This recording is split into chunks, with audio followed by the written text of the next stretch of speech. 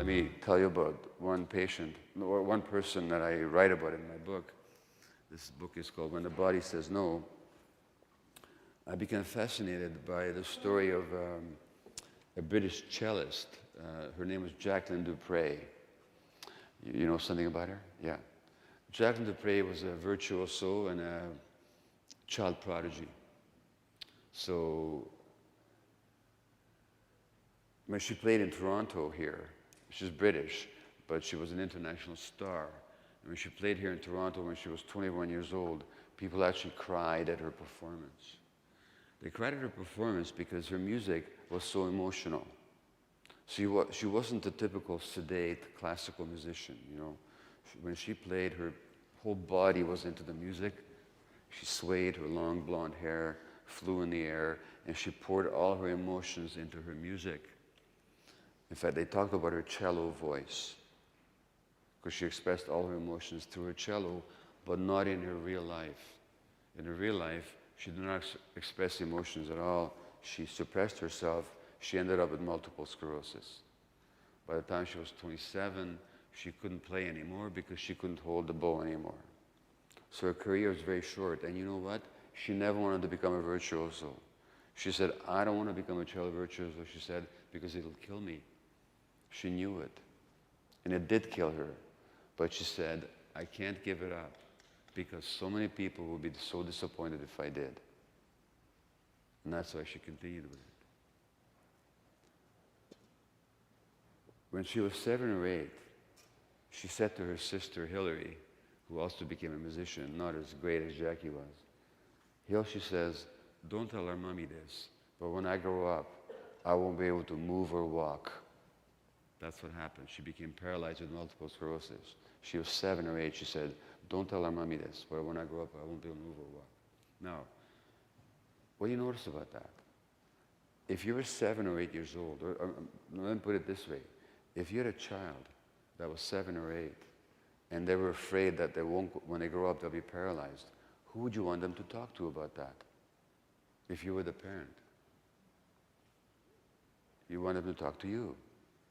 But by age 7 or 8, she knew that she had to protect her mother. She was a virtuoso, a prodigy, so she went to Russia, the land of classical music, to further her education.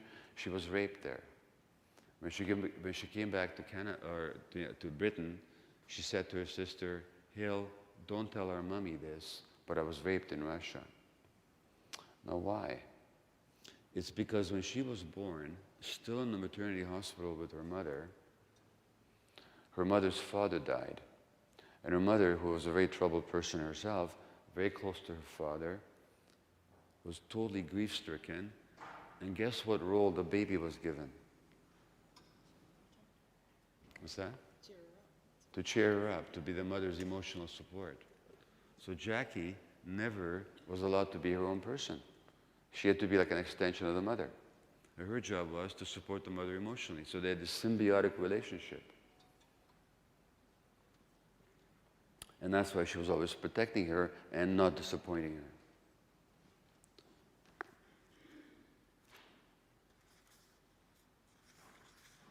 The story of Jacqueline du Pré, I talk about it in the second chapter of this book, When the Body Says No. And let me read you this paragraph here. 20 years after her childhood debut, now ill with multiple sclerosis, Jackie told a friend what she had felt on first finding herself on stage. Quote, it was as if until that moment she had in front of her a brick wall which blocked her communication with the outside world. But the moment Jackie started to play for an audience, the brick wall vanished and she felt able to speak at last. It was a sensation that never left her when she performed. So the only time she could express herself was when she was on stage. In every other way, she suppressed herself. In her marriage, in her relationships with her parents, she suppressed herself. Her sister said she was always the Jackie that circumstances demanded. So she was not herself. It wasn't authentic. It was always about the attachment. The piece I will play for you, a little bit of, is from the cello concerto by a British composer called Edward Elgar. Elgar was in his 60s when he wrote this, and this happened during the First World War.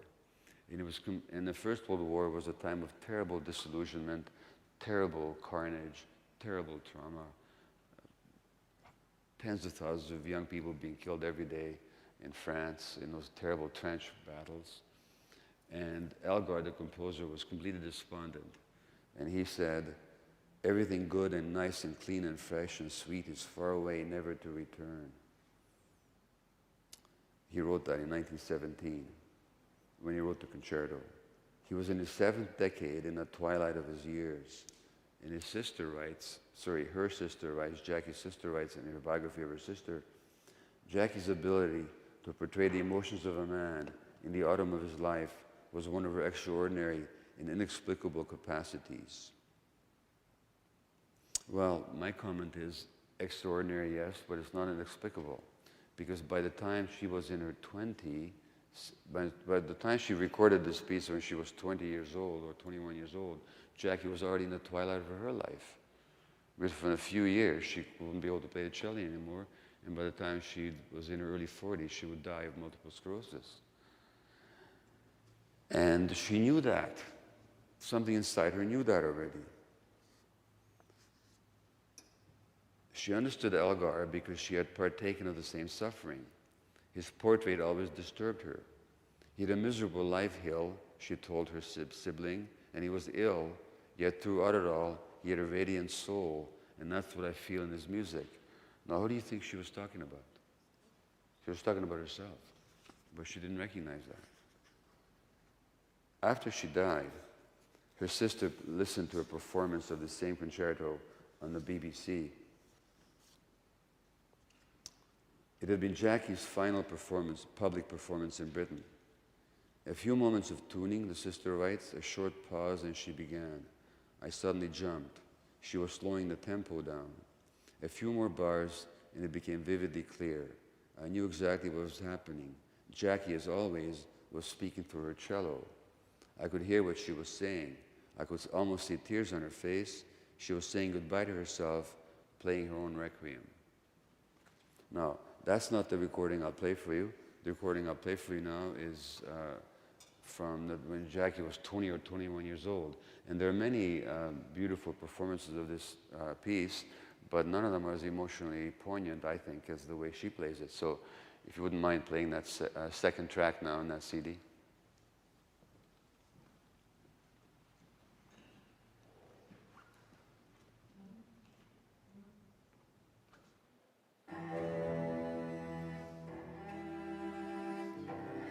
A bit louder, please.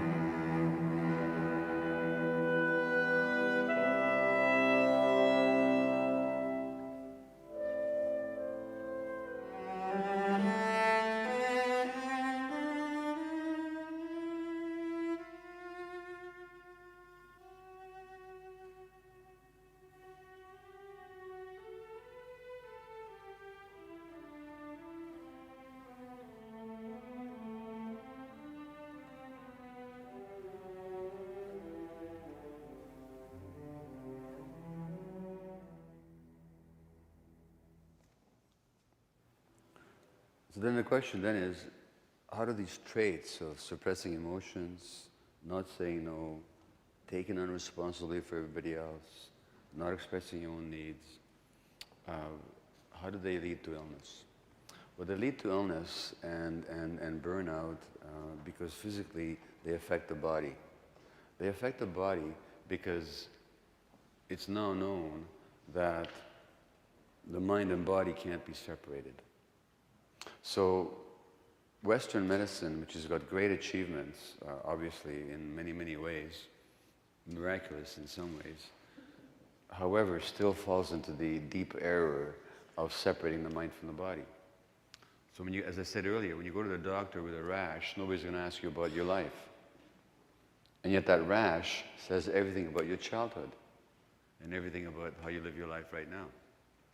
When you go to the doctor with inflammation of your joints, they're not going to ask you about your relationships, about your work, about what you take on, because we separate the mind from the body. Now, interestingly enough, it was right here in Canada that there was a very famous doctor in the late 19th century, early 20th century. His name was Sir William Osler, and his name is still revered in Canada. He was one of the greatest medical teachers of all times.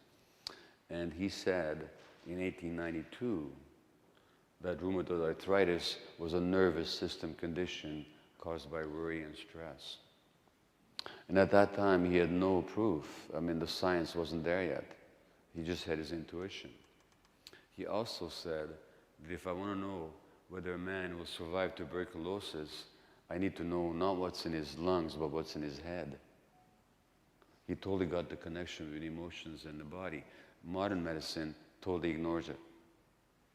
If you look at the traditional medicinal practices of Aboriginal peoples in Canada, of tribal cultures in Africa, shamanic cultures in Latin America, traditional Chinese medicine, Ayurvedic medicine of India, the mind and body are seen as one unit. But Western medicine separates them. And this is despite the fact that we now have the science to prove that mind and body can't be separated. So it's not just that Western science doesn't see it. Western science sees it, but Western medicine doesn't accept it, which is rather tragic, I think, because we could be helping a lot more people in many, many more ways if we understood what our science is telling us. And what science is telling us is that the emotional centers in the brain are completely connected with the nervous system, the immune system, and the hormonal apparatus. So that whatever happens emotionally will show up in the nervous system, in our immune system, and in our hormones. Now, in a sense, that's totally obvious, because again, if I were to threaten you right now, pulled a gun, or shouted at you really loudly, your system would change in a split second. Physiologically, you'd be different people. Your heart rate would go up, your muscles would tense, you'd be higher cortisol levels, and so on. In other words, just because I shouted, your physically would be different, because your emotions would be triggered. And emotions would trigger changes in your body. So that's obvious. But this happens 24/7. We're just not aware of it. So when you're suppressing yourself emotionally, when you're not being authentic, when you're not expressing yourself the way you need to be, when we take on stuff that doesn't belong to us, then we're actually suppressing ourselves physically because of the unity of all these systems. They can't be separated. How are they connected?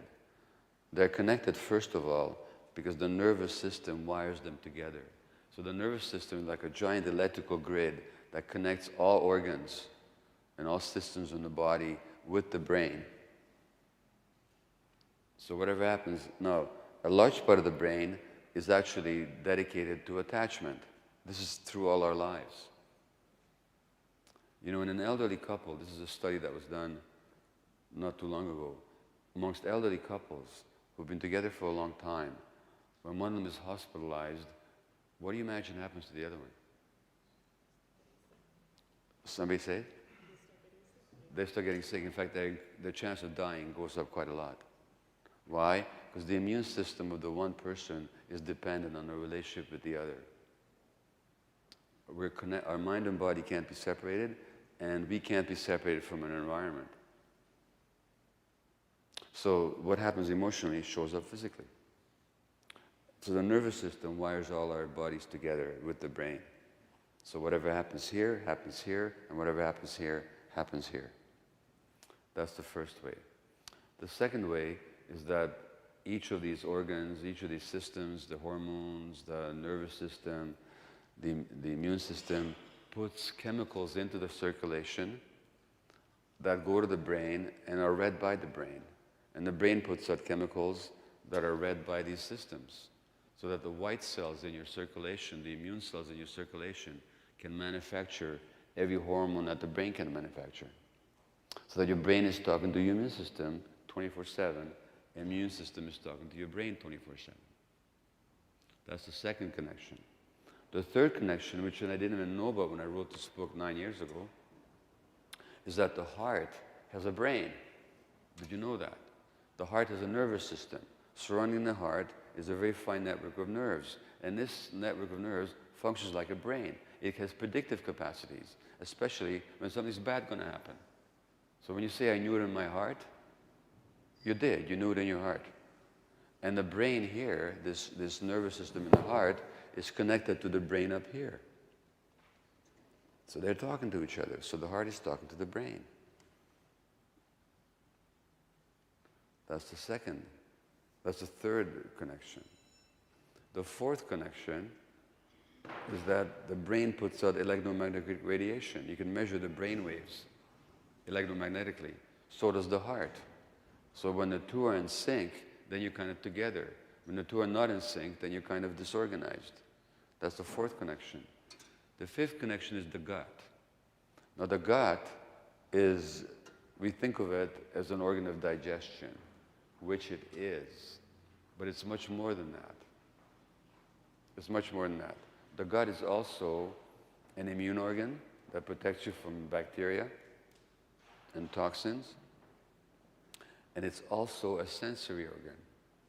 It helps to read the environment. The gut sends many more messages to the brain than the brain sends to the gut.